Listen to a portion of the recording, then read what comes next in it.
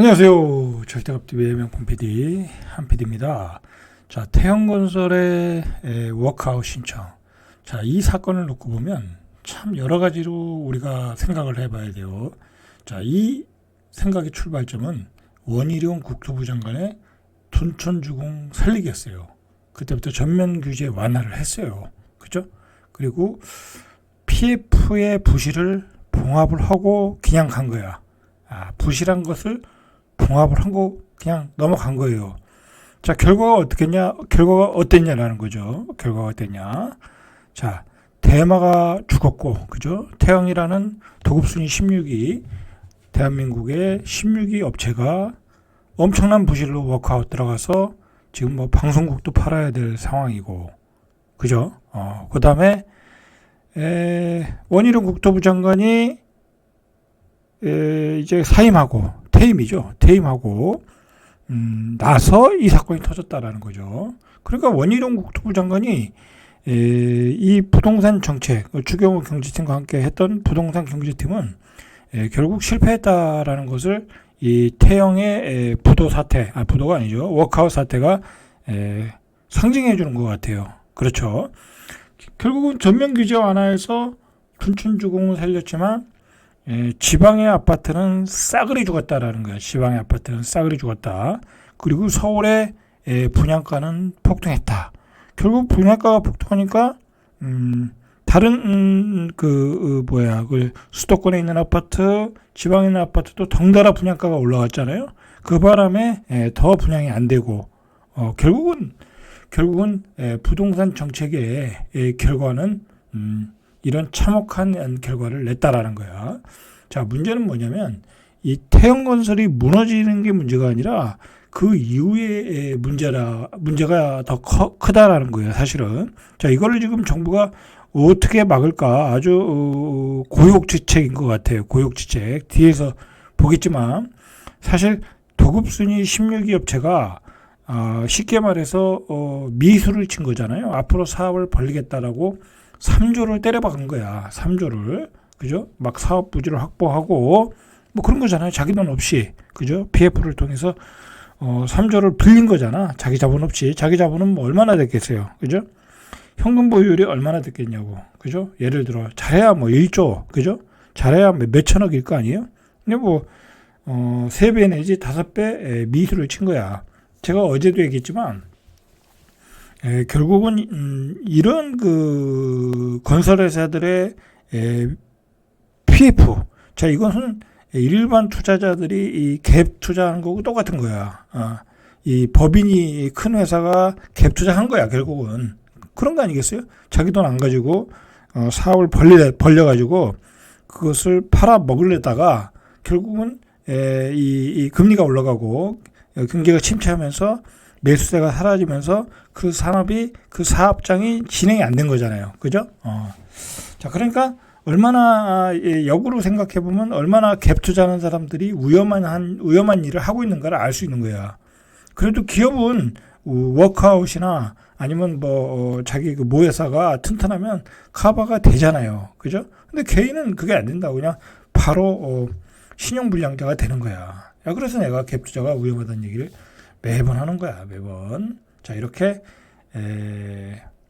자, 어쨌든, 이 원희룡 국토부 장관의 그 규제 완화가 결국은 이런 참혹한 결과를 낳았다. 저는 뭐 그렇게 생각을 해요. 자, 결과를 보면 지금 이제 줄도산 불안감이 확산되고 있다라는 건데, 자, 왜 그러냐면, 아파트를 줘놨는데, 분양이 안 되는 거야. 뭐, 짓고 있는데 분양이 안 되는 게 아니라, 져놨는데 안 산다 이거야. 중공업 미분양이라는 거예요. 이게 중공업 미분양. 그러니까 아파트 다 졌는데 이제 돈이 들어와야 되는데 그리고 은행에서는 돈을 갚으라고 할 거 아니야. 그죠? 그런데 이런 미분양이 늘어나고 있다는 거야. 결국은 어떻게 되겠어요? 다 팔아야 되겠죠. 그렇죠? 그럼 어떻게 되겠어요? 할인 분양을 해야지. 그죠? 할인 분양을 해야지. 결국은 이제 할인 분양이 쏟아져 나오는 거야. 이미 대구 같은 데서는 뭐 할인 분양하고 있잖아요. 그죠? 자, 1월 달에 7,546가구 중공업 미분양이 지난 10월에 임의중공업 미분양이 1만 가구를 넘어섰다. 자, 지난 10월 기준 중공업 미분양은 1만 224가구를 기록했다. 악성후 미분양이라는 거죠. 자, 이거 심각한 거죠. 자, 그래서 이 중소건설사들, 그러니까 뭐 GS건설, 뭐 롯데건설, 뭐 말이 많지만은 부채 비율이 높다고 말이 많잖아요. 그런 회사는 자금을 많이 가지고 있잖아요. 그죠? 뭐 GS건설 같은 경우는 2조를 가지고 있대잖아. 그 회사만, 그 모 회사는 또 더 튼튼하고 그런 회사는 문제가 없겠지만 바로 이 중소건설사들은 문제가 있을 수 있다 이거야. 몇천억이라도 PF 보증으로 나간 돈이 있다고 하면, 대출 나간 게 있다고 하면 뭐 그 중소건설사들이 몇천억이 어디 있겠어요. 그죠? 그래서 위험한 줄도산이 계속될 수 있다. 자, 그런 미분양을 많이 가진 데가 그런 회사일 수 있다라는 거예요. 악성 미분양을 많이 가진 회사가. 서울의 중공업 미분양은 401가구, 광진구가 38가구, 뭐 강북구가 54가구, 강서구가 115가구, 금천구가 32가구. 자, 이렇게 서울도 미분양이 있다 이거야. 악성 미분양이 중공업 미분양이. 인천은 619가구, 경기도는 1069가구. 자, 이렇게 서울 경기도에도 악성 미분양이 많다. 자, 결국은 이게 알고 보면 둔촌주공의 역설이에요, 역설. 자, 둔촌주공 때문에 결국은 어디가 살았어요? 서울이 살았죠. 그죠? 냉정히 보면 수도권은 뭐 어차피 분양가 상한제 지역은 둔촌주공과 상관없이 분양이 잘 될 지역이었어요. 뭐 워낙 싸게 분양하니까. 근데 서울은 분양가가 비쌌거든. 그래서 분양이 안 돼야 되는데 바로 둔촌주공이 다 살려준 거야. 자, 그런데 문제는 뭐냐면 반대로 지방은 다 죽었다 이거야. 지방은. 그래서 악성 미분양 주택의 대다수가 비수도권이라는 거야. 비수도권. 그래서 그게 8,376가구.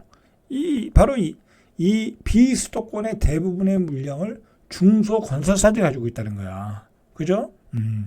아니 뭐 서울에 재건축 재개발하는 아파트들이 분양이 잘 되는데 그게 뭐 여기 지방에 있는 중소건설사가 하는 건 거의 없잖아요. 그죠? 다 10대 메이저들이 하는 거잖아. 그죠? 자, 보세요. 전남에 1339가구. 이거 뭐 지방에 있는 아파트가 아니겠어요. 그죠? 경기도에 뭐 1060가구, 제주도에 1028가구, 대구가 1016가구, 부산이 863가구. 그죠? 경북이 843가구, 충남이 837가구, 경남이 779가구. 이렇게 악성후 미분양이 지방에 몰려있다라는 거야. 자, 그렇게 악성후 미분양이 남으면 어쨌든 건설회사에서는 빨리 잔금을 갚아야 되겠죠. 왜냐하면 PF 대출 금리가 또 연체되기 때문에 비싸다고. 그러면 10%에서 12%라고 그러잖아. 그러면 남는 것도 없다고. 그러니까 빨리 팔아야 되겠죠. 분양가 자체도 거품이 있었으니까. 그러니까 할인 분양이 들어가는 거야. 자, 강서구 화곡동 더 리브스카이 주상복합 아파트는 여기는 이미 한 10여 차례 임의 공급을 했어. 막 이제 공고를 하잖아요. 뭐 무슨이다. 뭐 줍줍해라. 뭐 그렇게 10여 차례 했는데도 미분양이야. 그죠? 이 아파트는. 그래서 결국 2,546만 원. 그죠? 최대 7,331만 원. 자, 요 정도를 유상 옵션을 무상으로 변경해 입주자를 모집하고 있다는 거야. 사실상 할인 분양이 시작됐다라는 얘기죠. 자, 또 하나 볼까요? 경기도 부천시 부천 원종 아이원시티 최초 공급가에서 최소 8,900만 원에서 최대 1억 2,200만 원을 할인해 주겠다. 임의 공급 3차를 진행하고 있다. 자, 이제 할인 분양하는 게 확대되겠죠. 그죠? 제가 보기에는 최근에 이제 수원 같은 데서도 막 거의 9억 원에 분양을 하고 있잖아요. 그런 지역도 분양이 안 되면은 결국은 할인 분양으로 간다. 이미 연초에 장이 안 좋을 때 인덕원 쪽에서 SK뷰인가 할인 분양했잖아요. 그죠? 그리고 워낙 분양가도 비쌌고. 자, 이렇게 되니까 지방에 있는 아파트는 분양이 안 되고 있어. 악성 미분양까지 쌓였어. 자, 그거 가만히 놔두면 안 팔려요. 그죠? 지방 자체에서는 소화가 안 돼. 왜? 지방의 구축들이 예를 들어 뭐 2억짜리도 있고 1억짜리도 있고 천차만별이거든요. 지방의 구축들은 비싸지 않아요. 별로 뭐 그 수요가 없어가지고 가격이 안 올라요. 그러면 1억 5천짜리 있는데 내가 신축이라고 그것도 입지도 별로야. 5억짜리를 사겠냐고. 안 사겠죠. 그죠? 그걸 다 누가 소화해 줬어요. 자, 예전에 투자자가 다 소화해 준 거야. 전세값 오른다. 예? 그 전세값에 갭을 이용해서 투자자들이 선택을 해줬는데 사준 거죠. 투자도 하고. 자, 근데 결국은 지금은 투자자들이 들어갈 수가 없어. 왜? 취득세가 8%에서 12%니까 5억이면 10%만 해도 취득세만 내도 5천만 원을 내야 돼. 어떤 그 미친놈이 그걸 사겠어요. 그죠? 안 사지. 응? 취득세만 5천만 원 내라면 그걸 누가 사겠냐고. 5천만 원 가지고 주식을 사지. 미쳤다고 국가에다 세금을 내겠냐고. 그렇죠? 그러니까 취득세 감면을 해야 된다는 얘기가 솔솔 나오고 있어요. 그죠? 제가 보기에는 방법이 없어요. 방법이 없어. 지방 아파트 저 미분양사 해소하려면 뭐 어쨌든 좀 아이러니한 거지만 투자자가 들어가야 저게 해결이 돼. 투자자가 들어가기 위해서는 취득세 감면을 또 해줄 수밖에 없는 그런 상황으로 가고 있다. 그러니까 정부가 현명한 판단을 해야죠. 뭐 예를 들어 한 채 정도, 아니면 많게는 두 채 정도, 거기까지만 그렇게 하고 그 다음에 이거 취득세 감면해줘도 별로 투기가 안 불겠다. 뭐 그러면 그때까지, 아니면 한시적으로 해주든지. 자, 그런 지혜가 필요할 것 같아요. 안 그러면은 지방건설사는 거의 다 부도야. 거의 다 부도라는 건 좀 그렇고, 부실한 업체는 다 부도라고 봐야 돼. 부실한 업체는. 자, 이렇게 정부가 모든 규제 완화를 지금 하고 있다. 자, 실제로 이 권대중 서강대 부동산학과 교수는 이제 방송에 나와서 이야기했어요. 미분양 주택에 대한 대책이 필요하다. 왜냐하면 악성 미분양이 지속되면 PF 이자 원금뿐만이 아니라 건축비 원가도 건질 수 없다. 이자 내느라고 원가도 못 건진다는 거야. 그래서 또 문제는 뭐냐면 이 공동주택에 대한 그 미분양이 문제가 아니라 이 오피스텔 있잖아요. 오피스텔도 지금 통계에 안 잡히고 있거든요. 그것까지 합치면은 악성 미분양이 8만에서 9만 가구에 이른다는 거야. 그죠? 그게 다 원금을 갚아야 될 돈이잖아. 심각하다는 얘기야. 자, 그래서 지금 국토부 장관 박상호 국토부 장관이 취임하자마자 한 얘기가 뭐예요? 비규제 주택을 해제해야 된다. 세제를 개편해야 된다라는 얘기를 하잖아요. 제가 보기엔 이것도 빨리 서둘러야 돼. 안 그러면 오피스텔이 팔리지도 않아. 요즘 여러분들 오피스텔 뭐 지역마다 다 틀리겠지만 뭐 비슷하리라고 봐요. 요즘 전세 사기 사건 때문에 오피스텔이 전세가 안 나가. 그죠? 월세도 잘 안 나가. 월세도 안 나가요. 왜? 일단 오피스텔은 주소 이전을 다시 주인들이 싫어한다고. 조건이 주소 이전을 못하는 조건으로 세를 놓는다고. 왜? 주소 이전을 하면 그게 1가구 2주택이 돼버리잖아. 그죠? 그게 바로 이제 오피스텔의 세제에 관한 문제라고. 그래서 오피스텔도 저번에 국토연구원인가요? 주사년에서 얘기했듯이 한 채 내지 두 채는 뭐 주택에서 제외해주는 방법으로 갈 수밖에 없는 그런 상황으로 지금 가고 있어. 어쩔 수 없어요. 안 그러면 지금 우리나라 건설사가 줄도산 나게 생겼어. 진짜 줄도산 나게 생겼다니까. 여러분, 이게 이 건설사가 줄도산 나는 게 문제가 아니라 이 건설사가 줄도산 나면 밑에가 다 죽어버려. 그죠? 그냥 줄줄이 죽어버린다니까.